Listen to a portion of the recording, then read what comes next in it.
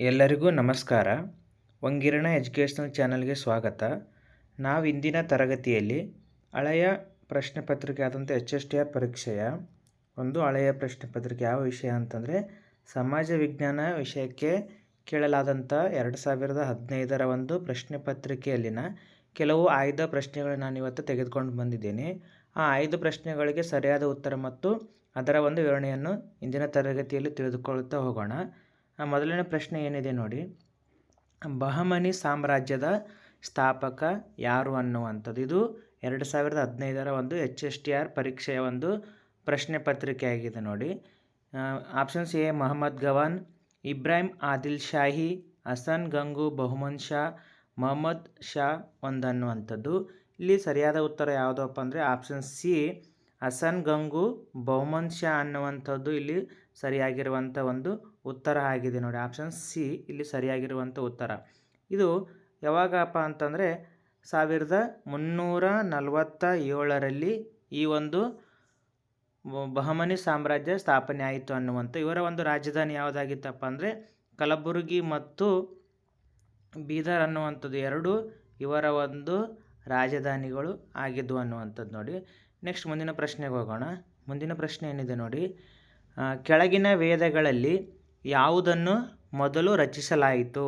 ಋಗ್ವೇದ, ಯಜುರ್ವೇದ, ಸಾಮವೇದ, ಅಥರ್ವಣ ವೇದ.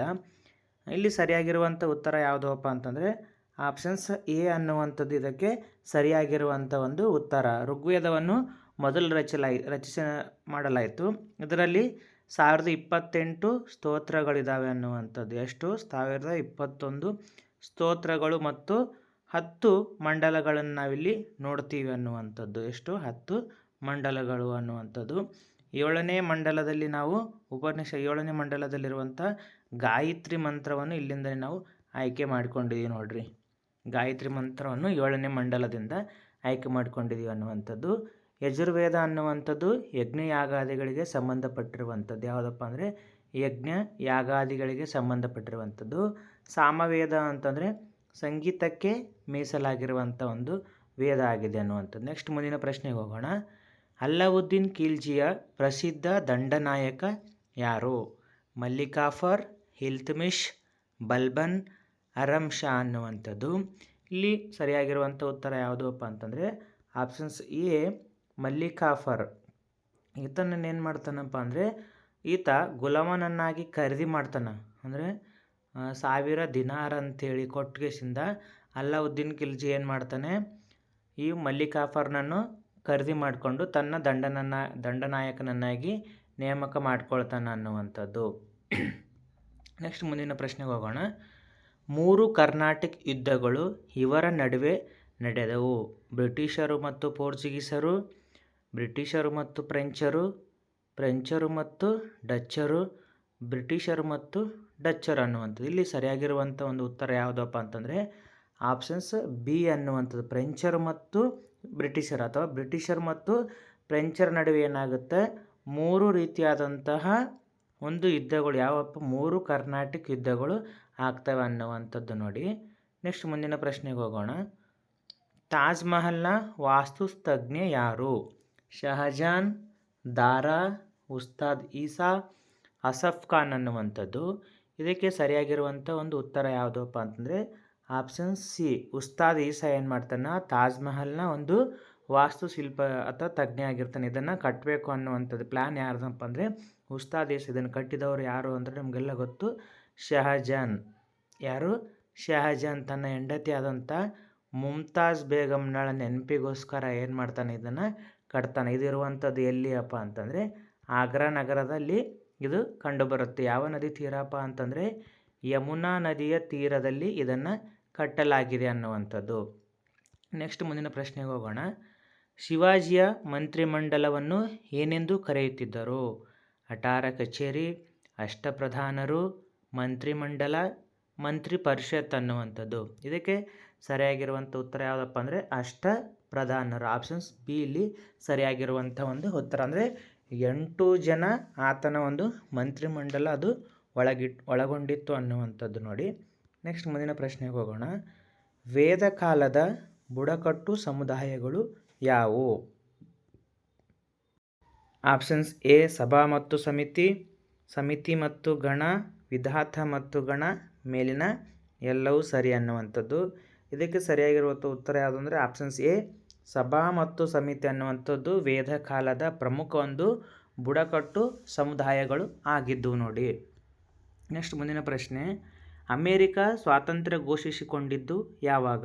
1779, 1789, 1773, 1776. ಇಲ್ಲಿ ಸರಿಯಾಗಿರುವ ಉತ್ತರ ಯಾವುದಪ್ಪ ಅಂದರೆ 1776. ಮೊದಲ ಒಂದು ರಾಷ್ಟ್ರಾಧ್ಯಕ್ಷರಾಗಿ ಯಾರು ಆಗ್ತಾರಪ್ಪ ಅಂತಂದರೆ ಜಾರ್ಜ್ ವಾಷಿಂಗ್ಟನ್. ಯಾರು? George Washington. ಈತನನ್ನು ಅಮೇರಿಕಾ ಸ್ವಾತಂತ್ರ್ಯ ಚಳವಳಿಯ ಪಿತಾಮಹ ಅಂತೇಳಿ ಕೂಡ ಕರೀತಾರೆ ನೋಡ್ರಿ. ಅಮೇರಿಕಾ ಸ್ವಾತಂತ್ರ್ಯ ಚಳವಳಿ ಪಿತಾಮಹ ಯಾರು? ಜಾರ್ಜ್ ವಾಷಿಂಗ್ಟನ್ ಆಗಿರ್ತಾನೆ. 1776ರಲ್ಲಿ ಅಮೇರಿಕಾ ಸ್ವಾತಂತ್ರ್ಯವನ್ನು ಘೋಷಿಸಿಕೊಳ್ಳುತ್ತೆ. ಯಾರಿಂದ ಅಂತಂದರೆ ಅದು ಬ್ರಿಟಿಷರಿಂದ. ನೆಕ್ಸ್ಟ್ ಮುಂದಿನ ಪ್ರಶ್ನೆ, ಮಹಾತ್ಮ ಗಾಂಧೀಜಿಯವರು ಯಾರ ಪ್ರಭಾವಕ್ಕೆ ಒಳಗಾಗಿದ್ದರು? Leo Tolstoy, Karl Marx, Bernard Shaw, ಮೇಲಿನ ಎಲ್ಲವೂ ಸರಿ. ಇಲ್ಲಿ ಸರಿಯಾಗಿರೋ ಉತ್ತರ ಯಾವುದಪ್ಪ ಅಂತಂದರೆ ಆಪ್ಷನ್ಸ್ ಎ ಲಿಯೋ ಟಾಲ್ಸ್ಟಾಯ್ ಅವರ ಒಂದು ಪ್ರಭಾವಕ್ಕೆ ಇವರು ಒಳಗಾಗಿರ್ತಾರೆ. ಇವರು ಬರೆದಿರುವಂಥ ಕೃತಿ ಯಾವುದಪ್ಪ ಅಂದರೆ ಅನ್ ಟು ದಿ ಲಾಸ್ಟ್ ಅನ್ನುವಂಥ ಒಂದು ಕೃತಿಯನ್ನು ಯಾರು ಬರೀತಾರಪ್ಪ ಅಂದರೆ ಇವರು ಲಿಯೋ ಟಾಲ್ಸ್ಟಾಯ್ ಅವರು ಬರೀತಾರೆ ಅನ್ನುವಂಥ ಇವರ ಒಂದು ಪ್ರಭಾವಕ್ಕೆ ಇವರು ಮಹಾತ್ಮ ಗಾಂಧೀಜಿಯವರು ಒಳಗಾಗಿರ್ತಾರೆ. ನೆಕ್ಸ್ಟ್ ಮುಂದಿನ ಪ್ರಶ್ನೆ, ಬ್ರಿಟಿಷ್ ಈಸ್ಟ್ ಇಂಡಿಯಾ ಕಂಪನಿ ಸ್ಥಾಪನೆಯಾದ ವರ್ಷ? 1550, 1664, 1600, 1602. ಇಲ್ಲಿ ಸರಿಯಾಗಿರೋ ಉತ್ತರ ಯಾವುದಪ್ಪ ಅಂದರೆ ಆಪ್ಷನ್ ಸಿ 1600ರಲ್ಲಿ. 1664ರಲ್ಲಿ ಫ್ರೆಂಚ್ ಈಸ್ಟ್ ಇಂಡಿಯಾ ಕಂಪನಿ ಸ್ಥಾಪನೆ ಆಗುತ್ತೆ. 1602ರಲ್ಲಿ ಡಚ್ ಈಸ್ಟ್ ಇಂಡಿಯಾ ಕಂಪನಿ ಸ್ಥಾಪನೆ ಆಗುತ್ತೆ ಅನ್ನುವಂಥದ್ದು. ನೆಕ್ಸ್ಟ್ ಮುಂದಿನ ಪ್ರಶ್ನೆ, ಕಾನ್ಪುರದಲ್ಲಿ ನಡೆದ 1857ರ ದಂಗೆಯ ನೇತೃತ್ವ ವಹಿಸಿದವರು? ಅಂದರೆ 1857ರ ದಂಗೆಯಲ್ಲಿ ಕಾನ್ಪುರದಲ್ಲಿ ಯಾರು ನಾಯಕರಾಗಿದ್ದರು? ಆಪ್ಷನ್ ಸಿ ಲಕ್ಷ್ಮೀಬಾಯಿ, ನಾನಾ ಸಾಹೇಬ, ಬೇಗಂ ಹಜರತ್ ಮಹಲ್, ಬಖ್ತ್ ಖಾನ್. ಇಲ್ಲಿ ಸರಿಯಾಗಿರೋ ಉತ್ತರ ಯಾವುದಪ್ಪ ಅಂದರೆ ಕಾನ್ಪುರದಲ್ಲಿ ನಾನಾ ಸಾಹೇಬ ಆಗಿರ್ತಾರೆ. ಸರಿಯಾದ ಉತ್ತರ ಆಪ್ಷನ್ಸ್ ಬಿ ಝಾನ್ಸಿಯಲ್ಲಿ ರಾಣಿ ಲಕ್ಷ್ಮೀಬಾಯಿ ಇದರ ಒಂದು 1857 ದಂಗೆ ನಾಯಕತ್ವ ವಹಿಸ್ಕೊಂಡಿರ್ತಾರೆ. ಬೇಗಂ ಹಜರತ್ ಮಹಲ್ ಬಿಹಾರ್ನಲ್ಲಿ ಇವರ ಒಂದು ನಾಯಕತ್ವ ವಹಿಸ್ಕೊಂಡಿರ್ತಾರೆ. ಬಖ್ತ್ ಖಾನ್ ಎಲ್ಲಿಯಪ್ಪ ಅಂತಂದರೆ ದೆಹಲಿಯಲ್ಲಿ ಈತ ನಾಯಕತ್ವವನ್ನು ವಹಿಸ್ಕೊಂಡಿರ್ತಾನೆ. 1857 ದಂಗೆಯಲ್ಲಿ ಇವರು ಈ 4 ಪ್ರದೇಶಗಳಲ್ಲಿ ನಾಯಕರಾಗಿರ್ತಾರೆ. ಇಲ್ಲಿ ಕಾನ್ಪುರದಲ್ಲಿ ಯಾರಾಗಿರ್ತಾರೆ? ನಾನಾ ಸಾಹೇಬ ನಾಯಕತ್ವವನ್ನು ವಹಿಸ್ಕೊಂಡಿರ್ತಾನೆ ಅನ್ನುವಂಥದ್ದು. ನೆಕ್ಸ್ಟ್ ಮುಂದಿನ ಪ್ರಶ್ನೆ, ದ್ವಿರಾಷ್ಟ್ರ ಸಿದ್ಧಾಂತವನ್ನು ನೀಡಿದವರು ಯಾರು? ಜವಾಹರ್ಲಾಲ್ ನೆಹರು, ಮಹಾತ್ಮ ಗಾಂಧೀಜಿ, ಸಲೀಮುಲ್ಲಾ ಖಾನ್, ಮೊಹಮ್ಮದ್ ಅಲಿ ಜಿನ್ನಾ. ಇಲ್ಲಿ ಸರಿಯಾಗಿರುವ ಉತ್ತರ ಯಾವುದಪ್ಪ ಅಂದರೆ ಆಪ್ಷನ್ಸ್ ಡಿ ಇಲ್ಲಿ ಸರಿಯಾಗಿರುವಂಥ ಒಂದು ಉತ್ತರ. ಮೊಹಮ್ಮದ್ ಅಲಿ ಜಿನ್ನಾ ಏನು ಮಾಡ್ತಾನೆ? ದ್ವಿರಾಷ್ಟ್ರ ಸಿದ್ಧಾಂತವನ್ನು ಮಂಡಿಸ್ತಾರೆ. ಪಾಕಿಸ್ತಾನ ಮತ್ತು ಭಾರತ ಅನ್ನುವಂಥ ದ್ವಿರಾಷ್ಟ್ರ ಸಿದ್ಧಾಂತವನ್ನು ಮಂಡಿಸಿದವರು ನೀಡಿದವರು ಯಾರು ಅಂದರೆ ಇಲ್ಲಿ ಮೊಹಮ್ಮದ್ ಅಲಿ ಜಿನ್ನಾ ಆಗಿದ್ದಾನೆ ಅನ್ನುವಂಥದ್ದು. ಪಾಕಿಸ್ತಾನಕ್ಕೆ ಆಗಸ್ಟ್ ಯಾವಾಗಪ್ಪ ಅಂದರೆ ಆಗಸ್ಟ್ 14ರಂದು ಅದಕ್ಕೆ ಸ್ವಾತಂತ್ರ್ಯ ಸಿಗುತ್ತೆ. ನಮಗೆ ಯಾವಾಗಪ್ಪ ಅಂದರೆ ಭಾರತಕ್ಕೆ ಆಗಸ್ಟ್ 15ರಂದು ಸ್ವಾತಂತ್ರ್ಯ ಸಿಗುತ್ತೆ ಅನ್ನುವಂಥದ್ದು ನೋಡಿ. ನೆಕ್ಸ್ಟ್ ಮುಂದಿನ ಪ್ರಶ್ನೆ, ನವಕೋಟಿ ನಾರಾಯಣ ಬಿರುದಾಂಕಿತರು ಯಾರು? ರಾಜ ಒಡೆಯರ್, ನಾಲ್ವಡಿ ಕೃಷ್ಣರಾಜ ಒಡೆಯರ್, ಚಿಕ್ಕ ದೇವರಾಜ ಒಡೆಯರ್, ನರಸಿಂಹ ರಾಜ ಒಡೆಯರ್. ಇಲ್ಲಿ ಸರಿಯಾಗಿರುವಂಥ ಉತ್ತರ ಯಾವುದಪ್ಪ ಅಂತಂದರೆ ಆಪ್ಷನ್ಸ್ ಸಿ ಇದಕ್ಕೆ ಸರಿಯಾಗಿರುವಂಥ ಒಂದು ಉತ್ತರ. ಯಾವುದು ಇಲ್ಲಿ ಸರಿಯಾಗಿರೋ ಉತ್ತರ? ಚಿಕ್ಕ ದೇವರಾಜ ಒಡೆಯರ್ ಇಲ್ಲಿ ಇದಕ್ಕೆ ಸರಿಯಾಗಿರುವಂಥ ಒಂದು ಉತ್ತರ ಆಗಿದೆ ನೋಡಿ. ಇವರೇನು ಮಾಡ್ತಾರಪ್ಪ ಅಂತಂದರೆ ಮೊಟ್ಟ ಮೊದಲ ಬಾರಿಗೆ ಅಟಾರ ಕಚೇರಿಯನ್ನು ಕೂಡ ಇವರ ಕಾಲದಲ್ಲಿ ಸ್ಥಾಪನೆ ಆಗುತ್ತೆ ಅನ್ನುವಂಥದ್ದು. ಇಲ್ಲಿ ಸರಿಯಾಗಿ ಉತ್ತರ ಸಿ ಆಗಿದೆ. ನೆಕ್ಸ್ಟ್ ಮುಂದಿನ ಪ್ರಶ್ನೆಗೆ ಹೋಗೋಣ. 1858ರ ರಾಣಿಯ ಘೋಷಣೆಯನ್ನು ಹೀಗೆಂದು ಕರೆಯುತ್ತಾರೆ? ಮ್ಯಾಗ್ನಾ ಚಕ್ರ, ಮ್ಯಾಗ್ನಾ ಕಾರ್ಟಾ, ಮ್ಯಾಗ್ನಾ ಪತ್ರ, ಮ್ಯಾಗ್ನಾ ಚರಿತ್ರೆ ಅನ್ನುವಂಥದ್ದು. ಇದಕ್ಕೆ ಸರಿಯಾಗಿರುವಂಥ ಒಂದು ಉತ್ತರ ಯಾವುದಪ್ಪ ಅಂತಂದರೆ ಬಿ ಇಲ್ಲಿ ಸರಿಯಾಗಿರುವಂಥ ಒಂದು ಉತ್ತರ.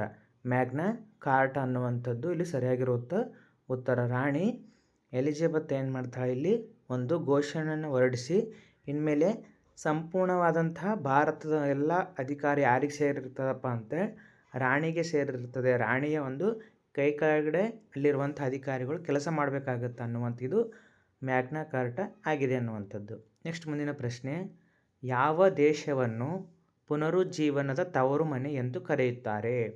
Germany, France, Italy, Russia. ಇಲ್ಲಿ ಸರಿಯಾಗಿರುವಂಥ ಒಂದು ಉತ್ತರ ಯಾವುದಪ್ಪ ಅಂದರೆ ಸಿ ಇದಕ್ಕೆ ಸರಿಯಾಗಿರುವಂಥ ಉತ್ತರ. ಇಟಲಿಯನ್ನು ಪುನರುಜ್ಜೀವನದ ತವರು ಮನೆ. ಇಲ್ಲಿ ಪೆಟ್ರಾರ್ಕ್ನನ್ನು ಪುನರುಜ್ಜೀವನದ ಪಿತಾಮಹ ಅಂತ ಅಲ್ಲಿ ಕರೀತಾರೆ ನೋಡ್ರಿ. ಏನಂತ ಕರೀತಾರೆ ಈತನನ್ನು? ಪುನರುಜ್ಜೀವನದ ಚಳುವಳಿಯ ಪಿತಾಮಹ. ಈತ ಬರೆದಂಥ ಕೃತಿ ಯಾವುದಪ್ಪ ಅಂದರೆ ಆಫ್ರಿಕಾ ಎನ್ನುವಂಥ ಈತ ಕೃತಿಯನ್ನು ರಚನೆ ಮಾಡ್ತಾನೆ. ನೆಕ್ಸ್ಟ್ ಮುಂದಿನ ಪ್ರಶ್ನೆ, ಅಲಹಾಬಾದ್ ಸ್ತಂಭ ಶಾಸನದ ಕರ್ತೃ ಯಾರು? Options A ಹರಿಶೇಣ, Brahmagupta, Aryabhata, Varaha ಮಿಹಿರ. ಇಲ್ಲಿ ಸರಿಯಾಗಿರೋ ಉತ್ತರ ಯಾವುದಪ್ಪ ಅಂದರೆ ಹರಿಶೇಣ ಏನು ಮಾಡ್ತಾನೆ? ಅಲಹಾಬಾದ್ ಸ್ತಂಭ ಶಾಸನ ಬರಿತಾನೆ. ಇದು ಯಾರಿಗೆ ಸಂಬಂಧಪಟ್ಟಿದೆಯಪ್ಪ ಅಂದರೆ ಸಮುದ್ರಗುಪ್ತನಿಗೆ ಸಂಬಂಧಪಟ್ಟಿರುವಂಥ ಒಂದು ಶಾಸನ. ಈತನನ್ನು ಭಾರತದ ನೆಪೋಲಿಯನ್ ಅಂತೇಳಿ ಕರೀತಾರೆ ನೋಡ್ರಿ. ನೆಪೋಲಿಯನ್ ಅಂತೇಳಿ ಕರೀತಾರೆ. 100 ಕದನಗಳ ಸಿಂಹ ಅಂತೇಳಿ ಕೂಡ ನೆಪೋಲಿಯನನ್ನು ಕರೀತಾರೆ. ಭಾರತದಲ್ಲಿ ಯಾರಪ್ಪ ಅಂತಂದರೆ ಸಮುದ್ರಗುಪ್ತನನ್ನು ಭಾರತದ ನೆಪೋಲಿಯನ್ ಅಂತೇಳಿ ಕರೀತಾರೆ. ನೆಕ್ಸ್ಟ್ ಮುಂದಿನ ಪ್ರಶ್ನೆ, ಮೊಹೆಂಜೊದಾರೋ ಪದದ ಅರ್ಥವೇನು? ಬದುಕಿದವರ ದಿಬ್ಬ, ಮಡಿದವರ ದಿಬ್ಬ, ಶ್ರೇಷ್ಠರ ದಿಬ್ಬ, ಏರಿದವರ ದಿಬ್ಬ. ಇದಕ್ಕೆ ಸರಿಯಾಗಿರೋ ಉತ್ತರ ಯಾವುದಪ್ಪ ಅಂದರೆ ಆಪ್ಷನ್ಸ್ ಬಿ ಮಡಿದವರ ದಿಬ್ಬ ಅನ್ನುವಂಥದ್ದು ಇಲ್ಲಿ ಸರಿಯಾಗಿರುವಂಥ ಒಂದು ಉತ್ತರ ಆಗಿದೆ. ಮೊಹೆಂಜೊದಾರ ಅನ್ನುವಂಥದ್ದು ಮಡಿದವರ ದಿಬ್ಬ ಎನ್ನುವಂಥ ಅರ್ಥವನ್ನು ಕೊಡುತ್ತೆ. ನೆಕ್ಸ್ಟ್ ಮುಂದಿನ ಪ್ರಶ್ನೆ, ಅಶೋಕನ ಯಾವ ಶಾಸನದಲ್ಲಿ ಆತನ ಪೂರ್ಣ ಹೆಸರನ್ನು ಗುರುತಿಸಬಹುದು? ಗಿರ್ನಾರ್ ಶಾಸನ, ಬ್ರಹ್ಮಗಿರಿ ಶಾಸನ, ಮಸ್ಕಿ ಶಾಸನ, ಸಾರನಾಥ ಸ್ತಂಭ ಶಾಸನ. ಇದಕ್ಕೆ ಸರಿಯಾಗಿರುವಂಥ ಒಂದು ಉತ್ತರ ಯಾವುದಪ್ಪ ಅಂತಂದರೆ ಆಪ್ಷನ್ಸ ಸಿ ಮಸ್ಕಿ ಶಾಸನದಲ್ಲಿ ಮೊಟ್ಟ ಮೊದಲ ಬಾರಿಗೆ ಅಶೋಕನನ್ನು ದೇವನಾಂ ಪ್ರಿಯ ಏನಂತ ಬರೀತಾರೆ? ದೇವನಾಂ ಪ್ರಿಯದರ್ಶಿ ಅಶೋಕ ಅನ್ನುವಂಥದ್ದು ಉಲ್ಲೇಖ ಮೊಟ್ಟ ಮೊದಲ ಬಾರಿಗೆ ಎಲ್ಲಿ ಕಂಡು ಬರುತ್ತಪ್ಪ ಅಂದರೆ ಮಸ್ಕಿ ಶಾಸನದಲ್ಲಿ ಸಿಗುತ್ತೆ. ಅಂದಿನಿಂದ ಹಿಡ್ಕೊಂಡು ಅಶೋಕನು ಬೇರೆ ಅಲ್ಲ, ದೇವನಾಂ ಪ್ರಿಯದರ್ಶಿ ಅನ್ನುವಂಥ ಒಂದು ಬೇರೆ ಅಲ್ಲ, ಎಲ್ಲ ಹೆಸರುಗಳು ಅಶೋಕನಿಗೆ ಸಂಬಂಧಪಟ್ಟಿರುವಂಥದ್ದು ಆಗಿದೆ ಅನ್ನುವಂಥ ಇದು. ಇಂದು ಮಸ್ಕಿ ಶಾಸನ ಯಾವ ಜಿಲ್ಲೆಯಲ್ಲಿ ಕಂಡು ಬರುತ್ತಪ್ಪ ಅಂದರೆ ರಾಯಚೂರು ಜಿಲ್ಲೆಯಲ್ಲಿ ಇದು ಕಂಡು ಬರುತ್ತೆ ನೋಡಿ. ನೆಕ್ಸ್ಟ್ ಮುಂದಿನ ಪ್ರಶ್ನೆಗೆ ಹೋಗೋಣ. ಕಾಂಪಾಸ್ ಮತ್ತು ಪಾಂಪಾಸ್ ಹುಲ್ಲುಗಾವಲುಗಳು ಬಹುತೇಕ ಕ್ಷೇತ್ರಗಳು ಯಾವ ದೇಶಗಳಲ್ಲಿ ಕ್ರಮವಾಗಿ ಕಂಡುಬರುವುದು? ಬ್ರೆಜಿಲ್, ಅರ್ಜೆಂಟೈನಾ, ಉರುಗ್ವೆ ಮತ್ತು ಬ್ರೆಜಿಲ್ ಮತ್ತು ಅಮೇರಿಕಾ, ಚಿಲಿ ಮತ್ತು ಅರ್ಜೆಂಟೈನಾ. ಇದಕ್ಕೆ ಸರಿಯಾಗಿರುವಂಥ ಒಂದು ಉತ್ತರ ಯಾವುದಪ್ಪ ಅಂದರೆ ಆಪ್ಷನ್ಸ್ ಎ ಬ್ರೆಜಿಲ್ ಮತ್ತು ಅರ್ಜೆಂಟೈನಾದಲ್ಲಿ ಕಾಂಪಾಸ್ ಮತ್ತು ಪಾಂಪಾಸ್ ಎನ್ನುವಂಥ ಹುಲ್ಲುಗಾವಲುಗಳ ಪ್ರದೇಶ ಹೆಚ್ಚಾಗಿ ಅಲ್ಲಿ ಕಂಡುಬರುತ್ತೆ ಅನ್ನುವಂಥದ್ದು. ಇಷ್ಟ ಆಗಿತ್ತು ಇಂದಿನ ತರಗತಿಯ ಆಯ್ದ ಒಂದು ಬಹು ಆಯ್ಕೆಯ ಪ್ರಶ್ನೆಗಳು. ಮುಂದಿನ ತರಗತಿಯಲ್ಲಿ ಮತ್ತೊಂದಿಷ್ಟು ಪ್ರಶ್ನೆಗಳ ಜೊತೆಗೆ ವಿವರಣೆಯನ್ನು ತಿಳಿದುಕೊಳ್ಳೋಣ. ಯಾರೆಲ್ಲ ನನ್ನ ಚಾನಲನ್ನು ನೋಡ್ತಾ ಇದ್ದಾರೆ ದಯವಿಟ್ಟು ಸಬ್ಸ್ಕ್ರೈಬ್ ಮಾಡಿ, ನೋಡಿ, ಶೇರ್ ಮಾಡಿ. ಧನ್ಯವಾದಗಳು.